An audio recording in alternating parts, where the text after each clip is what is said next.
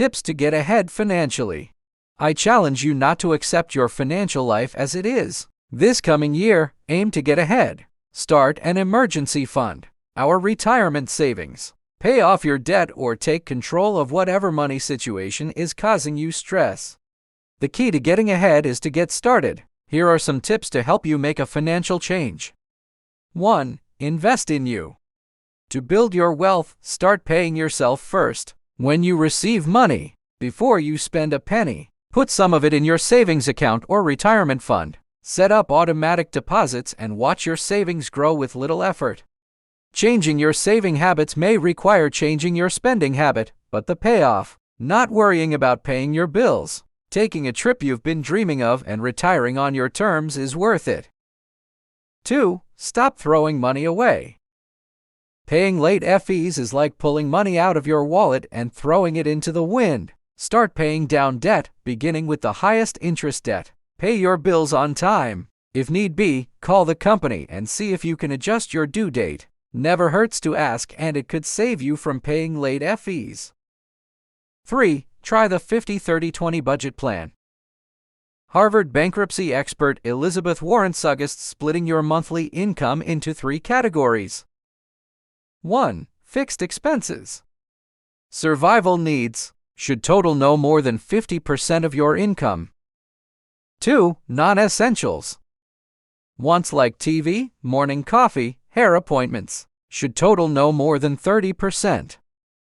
3. Savings. Emergency fund, retirement should be 20% or more. 4. Match your spending. Have a hard time sticking to a budget? Try this. Before you spend money on something you want, first put the same amount of money in a savings jar. You will be able to see exactly how much money you are spending, or how much you could be saving or using to pay off your debt. If you cannot afford to match your spending, you cannot afford whatever it is you want to purchase. 5. Live within your means. Rich people stay rich by living like they are broke. It is a matter of what you value more, instant gratification or freedom from debt and having money when you really need it. You work hard for your money. Do not waste it on things you do not really need. 6. Get paid what you're worth and spend less than you earn.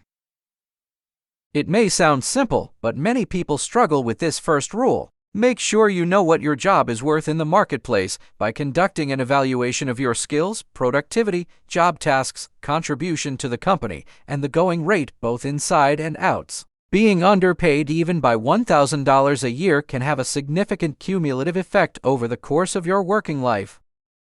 No matter how much or how little you're paid, you'll never get ahead if you spend more than you earn. Often, it's easier to spend less than it is to earn more, and a little cost-cutting effort in a number of areas can result in savings. And it doesn't always have to involve making big sacrifices. 7. Learn where your money is coming from. Before you can make any improvements, you need to get an accurate picture of your finances. Start by tracking your sources of income. 8. Review your insurance coverages. Too many people are talked into paying too much for life and disability insurance, whether it's by adding these coverages to car loans, buying whole life insurance policies when term life makes more sense, or buying life insurance when you have no dependents. 9. Request due dates for your bills that help you stay on track. If there are certain weeks when money is especially tight, you can contact your creditors and utility companies and request new due dates that better align with your income. 10. Set goals and measure them.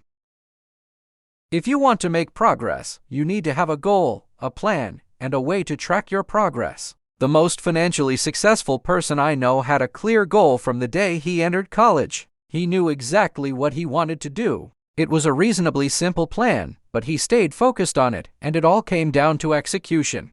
He stuck to the plan, which has paid off hugely for him. You may have different goals, but whatever they are, get them down on paper and don't let others deter you. Once a quarter or yearly, try to see where you are versus your goals and make the necessary adjustments. If you've decided to live a simple life so that you can pursue your dreams in your work, then don't let someone that lives a lavish lifestyle convince you to switch course. On the other hand, if living large is your goal and requires you to have a high income, then stick with that plan and live large as cheaply as you can.